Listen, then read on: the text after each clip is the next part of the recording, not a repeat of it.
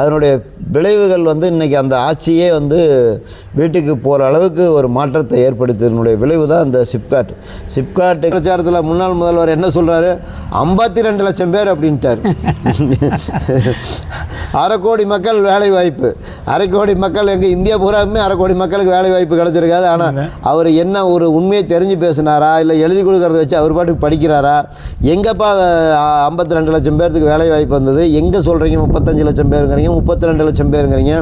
எந்த இடத்துல தொழிற்சாலை இருக்குது அப்படின்னு கேட்டால், ஆடியில் கேட்டால் மேலும்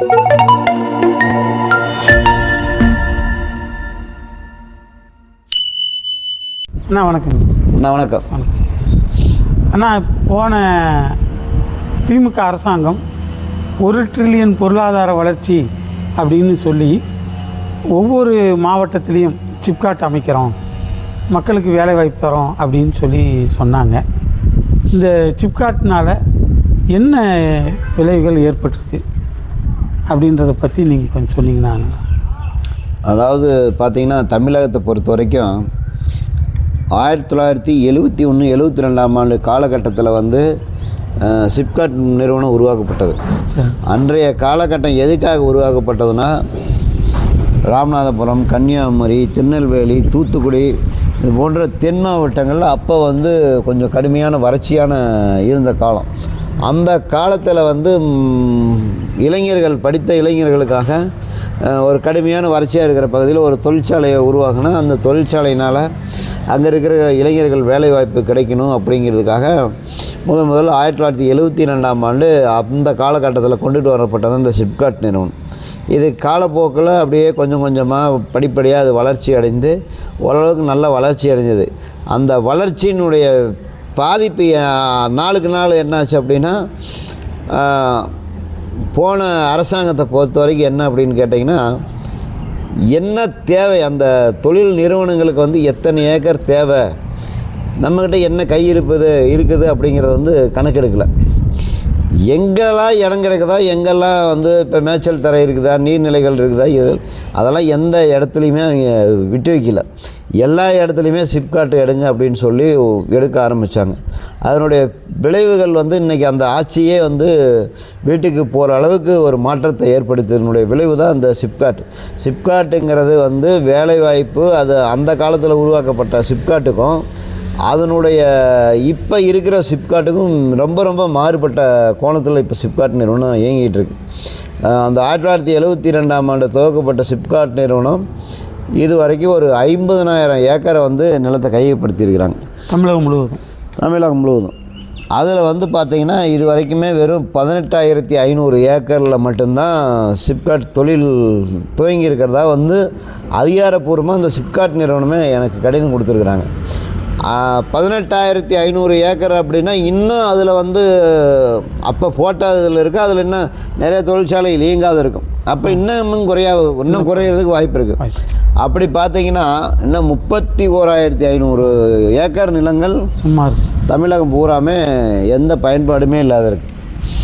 இந்த 31,500 ஏக்கர் நிலங்கள் சும்மா எந்த பயன்பாடுமே இல்லாத இருக்கும் பொழுது, இப்போ 1972ன்னு வச்சுங்க, இப்போ 2026 கிட்டத்தட்ட 54 வருஷங்கள் ஆயிடுச்சு.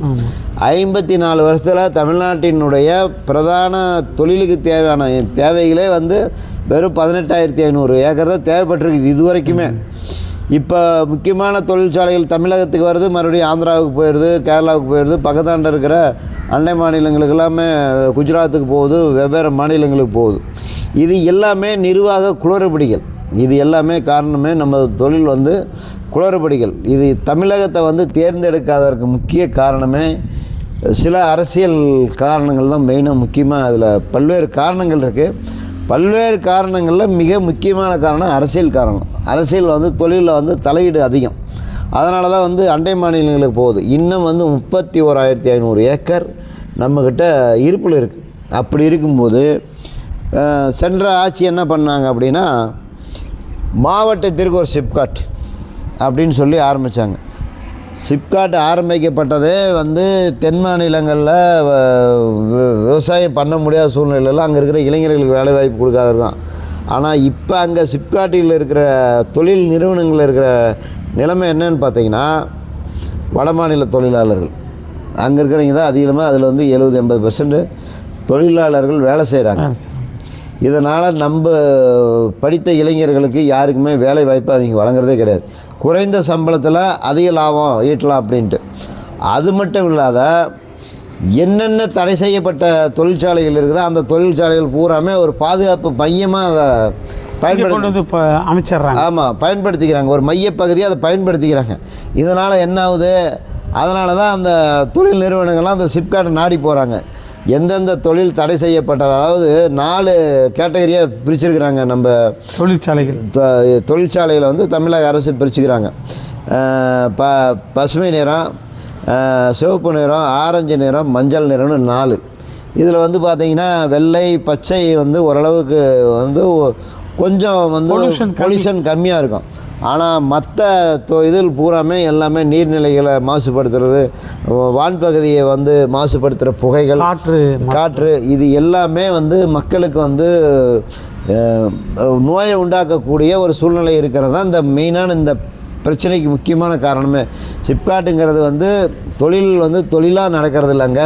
தொழில் வந்து ஒரு சிப்காட்டை வந்து பல்வேறு சிவப்பு நிற தொழிற்சாலைக்கு வந்து சிவப்பு காம்பளம் போட்டு வரவேற்று உள்ளே வச்சு அரசாங்கம் பாதுகாக்கிறதா இன்றைய சூழ்நிலையில் இருக்குது. அதுவும் போன 5 ஆண்டில் பார்த்திங்கன்னா எல்லா மாவட்டத்திலையுமே சிப்காட் எடுக்கிறோம்னு சொல்லிட்டு விவசாய விளைநிலங்கள், நீர்நிலைகள், ஏரி குளம் குட்டைகள், மேய்ச்சல் தரை, இது மாதிரி எந்த இடத்துல எந்த இடம் கிடைச்சாலும் சரி அதில் சிப்காட் எடுக்கிறேன்னு சொல்லி ஏற்கனவே 18,500 ஏக்கரில் தான் தொழிற்சாலையே இருக்குது. மீதி 30,000 ஏக்கர் சும்மா கிடக்குது.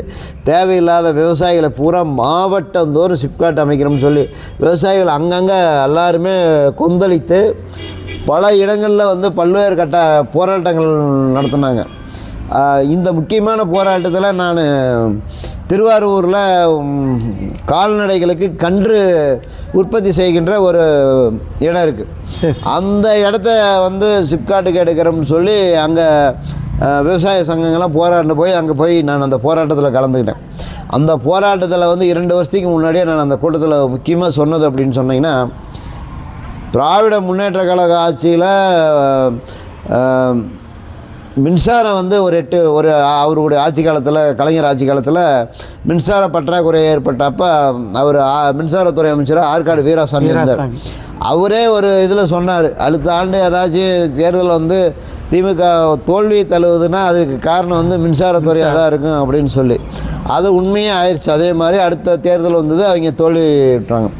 அதே மாதிரி அந்த இதில் சொன்னேன், அடுத்த நடக்கிற பொது தேர்தலில் வந்து திராவிட முன்னேற்ற கழக ஒரு தொகுதிகளில் அந்த தமிழகம் பூரா தோல்விக்கு ஒரு முக்கியமான காரணமாக இருக்கும்னா இந்த தொழில்துறையில் சிப்காட்டுங்கிற போர்வையில் மக்களை, விவசாயிகளை துன்புறுத்தி அழிக்கிறதுனால தான் இது வந்து மிகப்பெரிய ஒரு பிரச்சனையை உண்டாக்க போகுது அப்படின்னு சொல்லி ஒரு பெரிய தாக்கத்தை ஏற்படுத்த போகுது அப்படின்னு. அது இந்த தேர்தலில் அது அப்படியே பிரதிபலிச்சிருச்சு, வேறு எந்த மாற்றம் கிடையாது.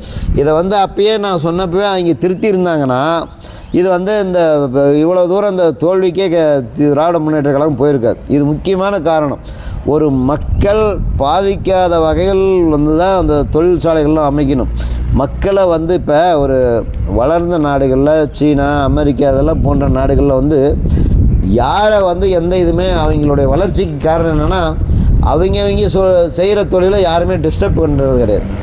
அவங்க தொழில் செய்கிறாங்க. விவசாயம் என்கிறது ஒரு தொழில், அது வந்து வாழ்வாதாரம். அதாவது விவசாயிகளுடைய ஒற்றி போன ஒரு வாழ்வாதாரம். அதாவது வாழ்வாதாரத்தை விட வாழ்வியல். அது வந்து எப்படி சொல்கிறது அப்படின்னா, விவசாயம் செய்கிறவர்களே அது பிரிக்க முடியாத ஒரு வாழ்வியல் சம்மந்தப்பட்ட பிரச்சனை.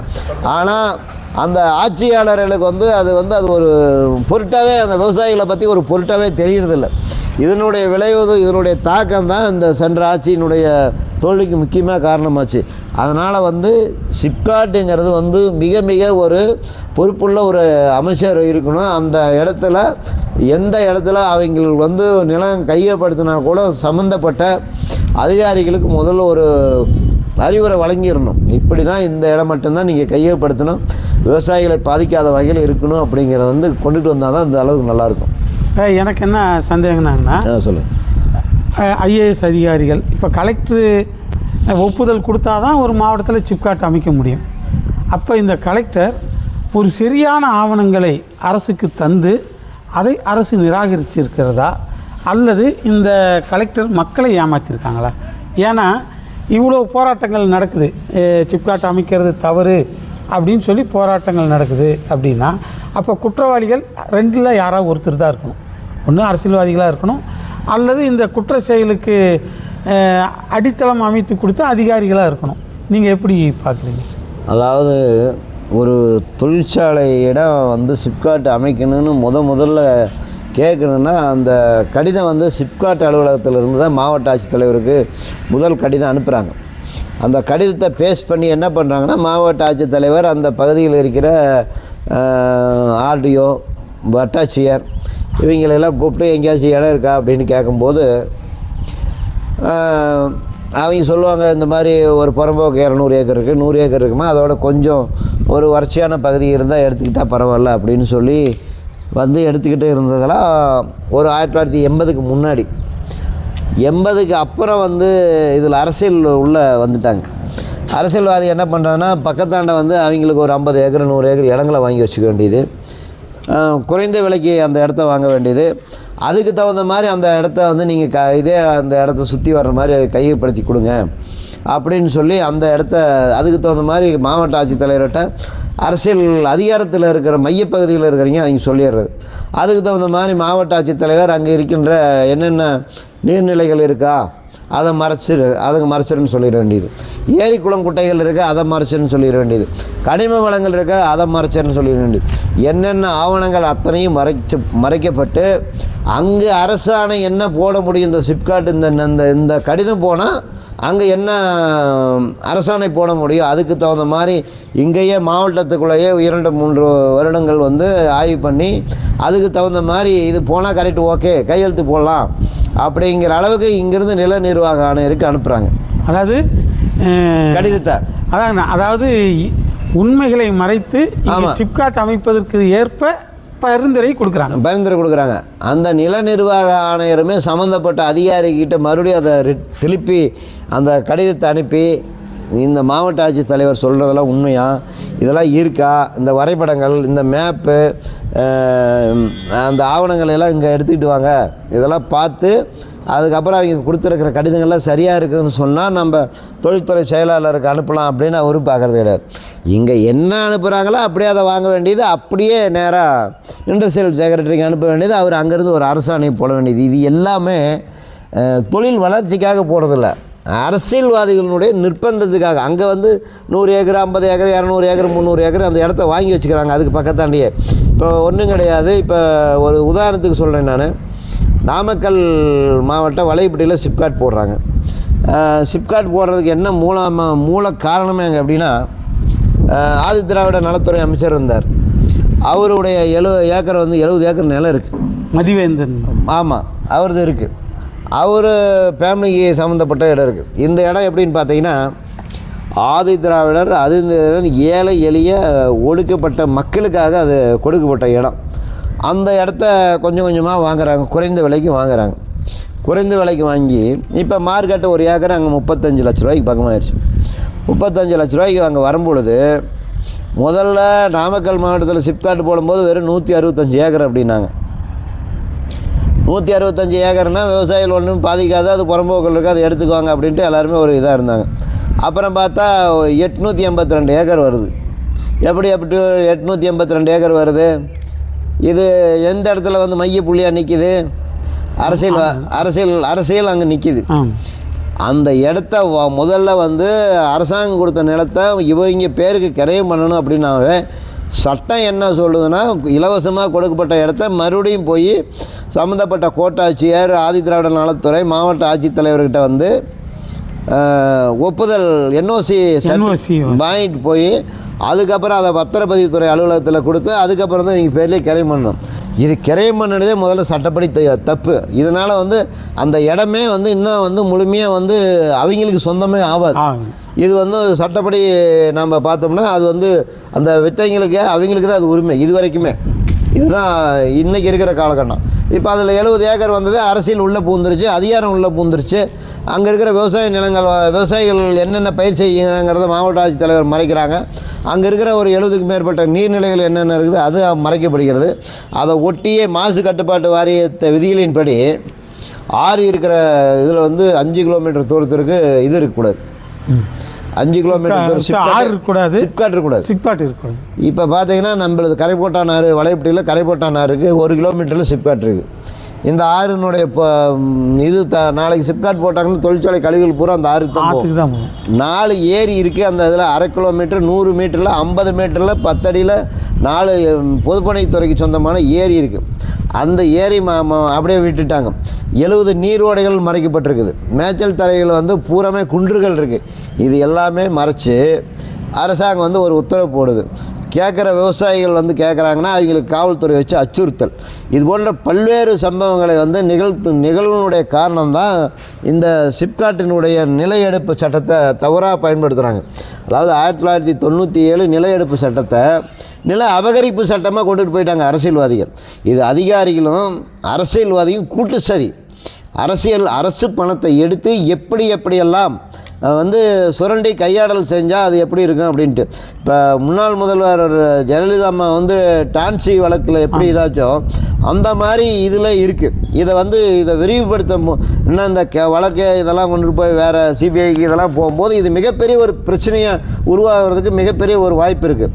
அதனால் வந்து நம்ம என்ன சொல்கிறோம்னா, விவசாயிகள் எக்காரணத்தை கொண்டும் எந்த இடத்துலையும் பாதிக்காத வகையில் சென்ற அரசு வந்து ஆட்சியாளர்கள் வந்து உண்மையிலுமே நிலங்களை கையப்படுத்தி உண்மையிலுமே தொழிற்சாலைகளாக கொண்டு வந்திருந்தாங்கன்னா அதை உண்மையிலுமே இருக்கிற விவசாயிகள் மக்கள் எல்லாருமே வந்து வரவேற்றிருப்பாங்க.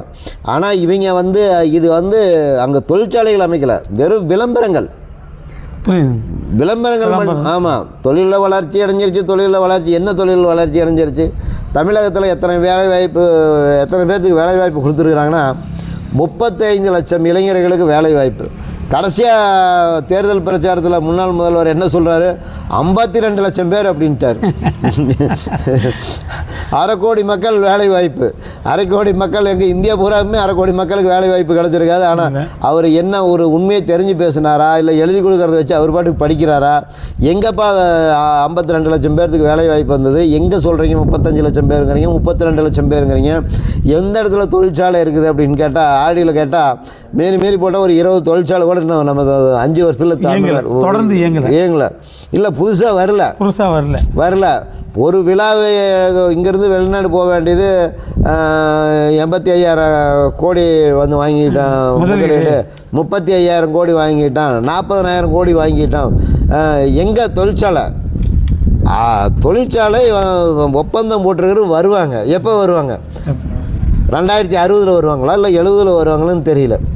எல்லாமே ஒரு தமிழக முன்னாள் முதல்வரை வந்து அது மாதிரி அவரை நிறுத்தி இவர் தான் அடையாளமாக காமிச்சு, ஆமாம், இது எல்லாமே மக்களை ஏமாற்றினாங்க. தமிழக முன்னாள் முதல்வரை ஏமாற்றினுடைய விளைவு சென்றாச்சு போயிடுச்சு. இனிமேல் வர்றகின்ற காலங்களில் இப்போ இருக்கின்ற தமிழக முதல்வர் இதற்கு மாற்று வழியை ஏற்படுத்தணுங்கிறது என்னுடைய பிரதான இதில் கோரிக்கை.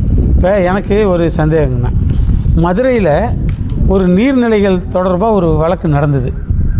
அதில் அதிகாரிகள் சொன்ன விஷயத்துக்கும் பாதிக்கப்பட்டவர்கள் சொன்ன விஷயத்துக்கும் முரண்பாடு இருக்குதுன்னு சொல்லி ஜட்ஜே நேரில் வந்து ஆய்வு செஞ்சு ஜட்ஜ்மெண்ட் கொடுத்தார். அது மாதிரி இந்த சிப்காட்டு தொடர்பாக பல்வேறு போராட்டங்கள் உண்ணாவிரதம் இந்த மாதிரிலாம் நடத்தினதா ஏற்கனவே சொல்லியிருக்கீங்க. அப்போ இவ்வளோ செயல்பாடுகள் நடந்தபோது சிப்காட் செக்ரட்டரி ஏதாவது நேரில் வந்து ஆய்வு செய்தாரா? அது மாதிரி எதுவும் நடவடிக்கை இருந்ததுங்களா? அதாவது இதில் வந்து பார்த்திங்கன்னு வச்சுங்க, இப்போ நம்ம வலைப்பட்டி சிப்காட்டு உதாரணத்துக்கு பார்த்திங்கன்னா, சிப்காட்டினுடைய திட்ட இயக்குனர் பொறியாளர் 2 பேருமே முதல்ல வந்து இந்த அரசாணை போடுறதுக்கு முன்னாடியே இந்த இடத்த ஆய்வு பண்ணுறாங்க. விமான நிலையம் இவ்வளோ தூரத்தில் இருக்குது திருச்சியில், நம்மளுடைய ரயில் நிலையம் சேலத்தில் இவ்வளோ தூரத்தில் இருக்குது, கப்பல் துறைமுகங்கள்லாம் இவ்வளோ தூரத்தில் இத்தனை கிலோமீட்டரில் இருக்குது அப்படின்னு சொல்லிவிட்டு, இந்த இடம் சிப்காட்டிற்கு ஏற்ற இடம் இல்லை. அது வந்து எப்படின்னா கடல் அலைகள் போல் மேடு பள்ளம். இப்படி ஒரு 30 மீட்டர் உயரம் போகும், 30 மீட்டர் பள்ளம், இப்படி இந்த மாதிரி ஒரு பொசிஷனில் இதனுடைய இந்த சிப்காட் எடுக்கிற பகுதியினுடைய இது இருக்குது. அப்படி இருக்கும்பொழுது இந்த இடத்த மாற்றி வேறு அருகாமையில் வேறு எங்கேயாச்சும், அருகாமையிலங்கிறத ஒரு உதாரணத்துக்கு சொல்கிறது தான். புரியுது, வேறு இடம் இந்த இடம் வேணாம். ஆமாம், அருகாமையில் இந்த இடமும் இருக்கலாம், அது ஒரு சமமான பகுதி இருக்குது, இந்த இடம் இருக்கலாம், இல்லாட்டி வேறு எங்கேயாச்சும் வேணாலும் இருக்கலாம் அப்படின்னு சொல்லி அவங்க ஒரு கடிதமே கொடுத்துட்டாங்க. அந்த கடிதம் கொடுத்தும் கூட இந்த இடத்துல சிப்காட்டு தான் அமைச்சே தீருவேன் அப்படின்னு சொல்லி அதிகாரிகள் அடம் பிடிக்கிறாங்க. என்ன காரணம்? அங்கே அமைச்சருக்கு வேண்டிய 70 ஏக்கர் நிலம் இருக்குது. முன்னாள் அமைச்சருக்கு வேண்டிய இடம் 70 ஏக்கர் இருக்குது. அரசாங்கம் கொடுத்த இலவச நிலத்தில் 50 கோடி பணத்தை லாபம் பார்க்க அதிகாரிகளும் அமைச்சரும் துடிக்கிறாங்க. இதுதான் அவங்க ஒரு சர்டிஃபிகேட்டே கொடுத்துட்டாங்க, இந்த இடமே ஆகாது அப்படின்னு. ஒரு சிப்காட்டை வடிவமைக்கிறது அவங்க தான். வடிவமைக்கக்கூடிய வல்லுநரே அந்த இடத்துல சொன்ன பிற்பாடு அப்புறம் எப்படி அதிகாரிகள் ஆய்வு பண்ணுறாங்க, நிலம் கையப்படுத்துறதுக்கான அலுவலகம் நாமக்கல்லில் போடப்படுது, இது எல்லாமே எப்படி நடக்குதுங்கிறது ஒரு வியப்பாக இருக்குது. இப்போ எனக்கு என்னன்னாங்கண்ணா, அதை நீதிமன்றத்தை பற்றி கேட்டிங்களா? நீதிமன்றத்தில் ஒரு நீதிபதிகள் மாதிரி ஒவ்வொரு நீதிமன்றங்களும் ஒரு மிகப்பெரிய பல்வேறு தீர்ப்புகளும் வரலாற்று சிறப்பு மிக தீர்ப்புகளை வழங்குறாங்க. அந்த தீர்ப்புகளில் பார்த்தீங்கன்னா ஒரு சந்தேகம், நீதிபதி அந்த வழக்கை பார்க்கும்போதே அவங்களுக்கு ஒரு சந்தேகம் வந்துடும். அரசு அலுவலர்கள் உண்மை சொல்கிறாங்களா, இல்லை சம்மந்தப்பட்ட பாதிக்கப்பட்டவர்கள் சொல்கிறாங்களா? ஆவணங்கள்லாம் பார்ப்பாங்க. இந்த ஆவணங்களை எல்லாம் புரட்டி பார்ப்பாங்க. புரட்டி பார்க்கும்போது அந்த ஃபோட்டோக்கள், அந்த வீடியோ இதெல்லாம் பார்ப்பாங்க. இதெல்லாம் பார்த்து ஆய்வு பண்ணணும் பிற்பாடு தான் அந்த விவசாயிகள் இப்படி பதறி போகிறாங்களே, துடிக்கிறாங்களே, இத்தனை போராட்டங்கள் நடத்திருக்குன்னு சொல்கிறாங்களே அப்படின்னு, இது உண்மையாக பொய்யா அப்படின்னு பார்க்கும்போது தான் எம்எஸ் சுவாமிநாதன்கிற மதுரை பெஞ்சிலிருந்து திண்டுக்கல் மாவட்டத்தில் அந்த இடத்த பார்க்குறாரு. அந்த இடத்த பார்க்கும்பொழுது தான் தெரியுது, அங்கே உண்மையாலுமே விவசாயிகள் சொன்னது பூராமே உண்மை. அந்த இடத்துல ஏரி இருக்குது, ஏரியினுடைய அந்த தண்ணி நீர் திறந்து விடுற அந்த மதகுகள்லாம் அந்த இடத்துல அமைச்சிருக்கிறாங்க. தண்ணி வந்தால் அங்கே விவசாயம் பண்ணிக்கிட்டு இருக்கிறாங்க அப்படிங்கிறது அவர் கண்கூடாக பார்க்குறாரு. கண்கூடாக பார்த்துட்டு என்ன சொல்கிறார் அப்படின்னா, அந்த தீர்ப்பிலேயே சொல்கிறார், மாவட்ட ஆட்சித்தலைவர் என்பதால் மன்னித்து விடுகிறோம், இந்நாட்டி இதுக்கு கடுமையான விளைவு நடவடிக்கை இருக்குது அப்படின்னு சொல்கிறார். ஒரு மாவட்ட ஆட்சித்தலைவர் எவ்வளவு அரசிற்கு சாதகமாக மக்களுக்கு எதிராக ஒரு நீதிமன்றத்திலே ஒரு பொய்யான தகவலை கொடுக்குறாங்கிறது இதிலிருந்து தெரிஞ்சுக்கணும். இதுக்கு எல்லாமே காரணம் அரசியல் அழுத்தங்கள் தான் காரணம், வேறு ஒன்றுமே கிடையாது. அதே அந்த தீர்ப்பில் மிக மிக ஒரு நல்ல தெளிவாக சொல்லியிருக்கிறார். தொழில் வளர்ச்சி என்ற பேரில் இயற்கை வளங்களை கண் முன்னாடி அழிவதை கண்ணுக்கு முன்னாடி பார்த்துட்டு இருக்க முடியாது. இது மலைகளும் மலை குன்றுகளும் மரங்கள்லாம் இயற்கை தந்த குடைகள். பல்வேறு மாநிலங்களில் இருக்கிற தீர்ப்பை சுட்டி காட்டுற சுப்ரீம் உச்சநீதிமன்றத்தினுடைய தீர்ப்பையும் சுட்டி காட்டி, இது குடைகள், இதை இப்போ இதுக்கு தொழில் வளர்ச்சிங்கிற பேரில் நம்ம அழிச்சிட்டோம்னா இது வருங்காலத்தில் வருகின்ற சங்கதியினருடைய வாழ்வாதாரமாக இல்லாமல் போயிடும். அதனால் இந்த மாதிரி இடங்களுக்கெல்லாம் இது தொழில் பிடிச்சின்னு பொய்யை பேசி நீங்கள் கொடுக்க முடியாதுன்னு சொல்லி ஒரு அருமையான வரலாற்று சிறப்பு மிக்க ஒரு ஜட்ஜ்மெண்ட்டை போட்டார். ஆனால் அந்த ஜட்ஜ்மெண்ட்டை போட்டோம் இன்னமும் அதே நிலைமை. எங்கே அந்த திண்டுக்கல் மாவட்டத்தில் என்ன அந்த தீர்ப்பு நீதியரசர் சொன்னாரோ அதே என்ன சேம் இருக்கோ அதே தான் வலைப்பட்டி, புதுப்பட்டி, அரூர்லையும் இருக்குது. ஆனால் அந்த தீர்ப்புகளையெல்லாம் மீறி இங்கே வேலை நடக்குது. இதையே மீறி நம்ம சென்னை உயர்நீதிமன்றத்தில் ஒரு வழக்கு தொடர்ந்தோம். அவர் நேரிலேயே போய் ஆய்வு பண்ணி அந்த நீதியரசர் தீர்ப்பு சொல்கிறார். ஆனால் நம்ம சென்னை உயர்நீதிமன்றத்தில் அந்த மாதிரி மனுக்கள் பரிசீலனை செய்கிறதில்ல அப்படிங்கிறது ஒரு பொதுவான ஒரு குற்றச்சாட்டாக இருக்குது. சென்ற இதில் கூட ஒரு கொலை வழக்கில் உச்சநீதிமன்றம் உயர்நீதிமன்றம் ஒரு வரலாற்று பிழையை தவறு செய்திருக்கிறது அப்படின்னு ஒரு அழுத்தமான ஒரு தீர்ப்பு சொல்கிறாங்க. ஒரு உச்ச நீதிமன்றம் ஒரு உயர்நீதிமன்றத்தை பற்றி ஒரு விமர்சனமே நீதித்துறையில் வரக்கூடாது. மற்ற துறையில் விமர்சனங்கள் வரலாம், மக்களுக்கு வந்து அதனுடைய பார்வை எப்படி இருக்குது, ஓ நம்ம வழக்கம் இப்படி தான் பண்ணியிருப்பாங்களா, இந்த நீதிபதி இப்படி தான் பண்ணியிருப்பாரா, அப்படி தான் பண்ணியிருப்பான், நீதிமன்றத்தை நம்ம விமர்சிக்கக்கூடாது, அதை பண்ணக்கூடாது, இதை பண்ணக்கூடாது, நம்ம ஒரு காலகட்டத்தில் சட்டங்கள்லாம் கடுமையாக இருக்குது அப்படின்னு கூட காலகட்டத்தில் பேசுனது. இதே உச்ச நீதிமன்றமே ஒரு உயர் நீதிமன்றத்தை பற்றி ஒரு தவறான தகவலை அங்கே பதிவு பண்ணும்பொழுது மக்களுடைய மனநிலை, ஓ நம்ம வழக்கு எவ்வளோ இதாக இருக்குது அப்படிங்கிறது வந்து மிக ஒரு இன்றைய சூழ்நிலைக்கு ரொம்ப மோசமாக இதாகிட்டு இருக்கு. அதனால் வந்து ஒவ்வொரு வழக்கையுமே ஒவ்வொரு நீதிபதிகளுமே ஆவணங்களை முழுமையாக ஆய்வு செய்ய வேண்டும், அதை வந்து படிக்கணும். இப்போ எனக்கு ஒரு சந்தேகம். நிபுணர்கள் வந்து ஆய்வு செய்து இது வந்து அலைகளைப் போல் உயரம் பள்ளமாக இருக்குது, இதை சமாதானம் பண்ணால் இழப்பீடு கொடுக்குற தொகையை விட கூடுதலான தொகை செலவு பண்ண வேண்டியிருக்கும், 200 கோடிக்கு மேலே செலவு பண்ண வேண்டியிருக்கும், அதனால் இந்த நிலம் உகந்தது இல்லை அப்படின்னு சொன்னாங்கன்னு சொல்லியிருக்கீங்க. ரெண்டாவது, முறையற்ற வகையில் பட்டியலின மக்கள் வாழ்வாதாரங்களை உயர்த்தும் பொருட்டு கொடுத்த நிலங்களை ஒருத்தர் வாங்கி அதை வந்து ஒயிட் மணியாக மாற்றுறதுக்காக இப்படி சிப்காட்டுங்கிற ஒரு சிஸ்டத்தை கொண்டு வந்து ஒரு தவறான வழியில் செயல்படுறாங்கன்னு சொல்லியிருந்தீங்க. இதையெல்லாம் அரசின் கவனத்துக்கு கொண்டு போயிருக்கீங்களா? எப்படி கொண்டு போனீங்க? அவங்க ரியாக்ஷன் என்ன? அதாவதுன்னா நம்ம இதை பற்றி ரொம்ப நேரம் பேசிக்கிட்டே இருக்கிறோம். இதில் சுருக்கமாக சொல்கிறோம். இது வரைக்கும் நாம் அனுப்பாத கடிதங்கள் கிடையாது. இது வரைக்கும் பார்த்திங்கன்னா ஒரு 15,000 கடிதங்கள் அரசுக்கு அனுப்பியிருப்போம். அதே மாதிரி 200 கட்ட போராட்டங்கள், 750 நாள் வந்து தொடர் காத்திருப்பு போராட்டம், இது எல்லாமே அரசாங்கத்திற்கு தெரியும். இந்த இடத்துல தவறு நடக்குது அப்படிங்கிறது தெரியும். தற்பொழுது என்ன ஆச்சுன்னு கேட்டிங்கன்னா ஆட்சி மாற்றம் ஆயிடுச்சு. அதனால் வந்து இப்போ நாமக்கல் மாவட்டத்தினுடைய சிப்காட்டு வந்து நிறுத்தி வைக்கப்பட்டிருக்கிறது. இப்பொழுது தான் தெரிஞ்சது. இந்த மாவட்ட ஆட்சித்தலைவர்கிட்ட கோட்டாட்சியர்கிட்டலாம் கையெழுத்து வாங்கி தான் நிலத்தை வந்து மாற்றணும் அப்படிங்கிறது இப்போ தான் அது தெரிய வந்திருக்குது. அதனால் நம்ம இப்போ புதிதாக பொறுப்பேற்றிருக்கிற தமிழக முதல்வர் விஜய் அவர்கள் என்ன சொல்லியிருக்கிறார் அப்படின்னா, விவசாய பாதிக்கின்ற எந்த ஒரு இடங்களையும் கையகப்படுத்த மாட்டோம், அதே மாதிரி மத்திய அரசு அழுத்தம் கொடுத்தாலும் கூட அதற்கு வந்து நாங்கள் வந்து துணை போக மாட்டோம் அப்படிங்கிற ஒரு மிகப்பெரிய ஒரு உன்னதமான ஒரு அருமையான, அது வந்து வரலாற்று சிறப்புமிக்க 2 வார்த்தைகள் வந்து தேர்தல் பிரச்சாரத்தில் சொன்னார். அது வந்து இன்னும் அவர் சொன்ன வார்த்தைகள்லாம் வந்து எப்படின்னு பார்த்தீங்கன்னா, விவசாயிகளுக்கு வந்து வெந்த புண்ணில் வந்து வேல் போச்சுது அப்படின்னு சொல்லுவாங்க. அது மாதிரி ஒரு இல்லை, அது பாதிக்கப்பட்டவங்களுக்கு முன்னாடி இருந்தது. இப்போ வந்து அவர் சொன்ன வார்த்தைகள் வந்து நெஞ்சில் வந்து தேன் பாய்ச்சுற மாதிரி இருக்குது, தேன் பாய்ச்சுற மாதிரி இருக்குது. அவர் சொன்ன வார்த்தைகள் போன அரசு வந்து வெந்த புண்ணில் வேல் பாய்ச்சுற மாதிரி இருந்தது. அவர் இப்போ நம்ம இப்போ இருக்கிற வார்த்தைகள்லாம் வந்து நமக்கு ஒரு தேன், ஒரு சோகமாக இருக்கிறவங்களுக்குலாம் ஒரு நம்பிக்கை அளிக்க வரும்போது ஒரு புத்துணர்ச்சியாக இருக்குது. அதனால் கண்டிப்பாக இப்போ இருக்கின்ற தமிழக முதல்வர் எந்த ஒரு சிப்காட்டையும், விவசாயிகள் பாதிக்கின்ற சிப்காட்டை அனுமதிக்க மாட்டாருங்கிறது எங்களுடைய ஒரு முக்கியமான திடமான நம்பிக்கை. ஏன்னா அவர் தேர்தல் பிரச்சாரத்தில் சொல்லியிருக்கிறார். இப்போ கூட இந்த வண்டல் மண்ணெலாம் எடுக்கிறதுக்கு வந்து விவசாயிகளுக்கு நல்லா ஏரி குளங்கள்லாம் அள்ளிக்க அப்படின்னு சொல்லியிருக்கிறாங்க. அதே மாதிரி இந்த கூட்டுறவு கடன் கூட விவசாயிகள் வந்து போராட்டம் பண்ணாங்க, கடுமையாக போராட்டம் பண்ணாங்க. அதை ஏற்றுக்கிட்டார். அது வந்து உடனடியாக அதிகாரிகள் சொல்லியிருந்தால் அதை அப்பயே நிறுத்தியிருப்பார். அதிகாரிகள் அவர்கிட்ட காலதாமதமாகி கொண்டுகிட்டு அந்த தகவலை கொண்டுகிட்டு சென்றதுனால ஒரு 2-3 நாட்கள் ஆச்சு. அதை உடனே ஸ்டாப் பண்ண சொல்லிட்டார். இது மாதிரி ஒரு எதிர்ப்பு வரும்பொழுது ஒரு நல்ல தமிழக முதல்வர் அவருடைய ஆளுமை திறனுக்கு மக்கள்கிட்ட எதிர்ப்பு வருது, இது வேண்டாம் அப்படிங்கிறத அவர் இப்போ ஆரம்பத்திலே அவர் கண்டுபிடிச்சிட்டார்.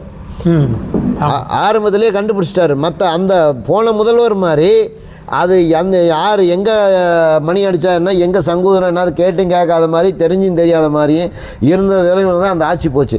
ஆனால் 2 நாட்களே அதை கண்டுபிடிச்சிட்டாரு. இந்த கூட்டுறவு பிரச்சனை விசுரூபமாக இருக்குது, இது மக்கள்கிட்ட விவசாயிகிட்ட கெட்ட பேர், இது வேண்டாம், நிறுத்தி வைங்க, உடனே அடுத்த இதில் வந்து நம்ம நிதி நிலைமையை சரி பண்ணிவிட்டு தள்ளுபடி அறிவிக்கலாம் அப்படிங்கிறத உடனே கண்டுபிடிச்சி நிறுத்தியிருக்கிறார். அதே மாதிரி தான் இந்த சிப்காட்டு திட்டமும் அவர் விவசாயிகள் பாதிக்கிற இடத்துல எந்த இடத்துலையும் நிலம் கையப்படுத்த மாட்டோம்.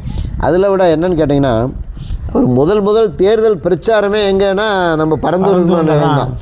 அவர் நான் வந்தால் விமான நிலையம் கண்டிப்பாக வராது, நிறுத்திடுவேன் அப்படின்னு சொன்னது. அவர் போன பிரச்சாரத்திற்கு கிடைத்த அவர் சிஎம் ஆகிறதுக்கு முக்கிய காரணமே அது ஒரு மைய பகுதியை தமிழக விவசாயிகள்கிட்ட உடனே ரீச் ஆனது அந்த பரந்தூர் விமான நிலையம் தான். அதனால் நல்லதே நினைப்போம். கண்டிப்பாக வந்து இந்த மாதிரி துணை போகின்ற அதிகாரிகளுக்கும் இது போன்ற துணை போகிற அரசியல்வாதிகளுக்கும் வந்து கண்டிப்பாக தமிழக முதல்வர் சாட்டை அடி கொடுப்பார். கண்டிப்பாக நாமக்கல் மாவட்டத்தில் சிப்காட்டுக்கு அனுமதிக்க மாட்டார் என்பதை அன்புடன் தெரிவித்துக் கொள்கிறேன். ஆனால் நம்ம இந்த சிப்காட் இது தொடர்பாக நிறைய விஷயங்கள் இருக்குது. ஒரு பகுதி தான் நம்ம பேசியிருக்கிறதா நினைக்கிறேன். தொடர்ந்து அடுத்த கட்ட நிகழ்வுகளில் இதை பற்றி நம்ம மேலும் விவாதிக்கலாம்னு நான் நினைக்கிறேன். நன்றி. ரொம்ப நன்றி. நன்றி.